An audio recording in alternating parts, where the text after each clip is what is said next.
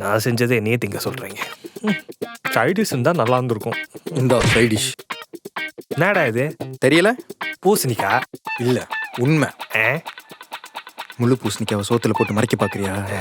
ஏய், பூசணிக்காய் சாம்பார் வேணா கேளு, செஞ்சு தரேன். சோத்துல இருக்காது, கட் பண்ணி குழம்புல போட்டு வரேன். இதை கூட புரிஞ்சுக்க தெரியாத 90s கிட்ட இருக்கீடா. இன்னைக்கு எப்படியாச்சும் பேசிடணும். விரைவில் மாஸ்க் வெளிவர உள்ளது. இன்னைக்கே வெளியே வர வைக்கிறேன்டா. இந்த பைத்தக்காரங்கிட்ட இருந்து முதல்ல சோஃபாவை காப்பாற்றணும். எப்பெல்லாம் உட்காரணும் வில்லங்கத்தோட வரான்.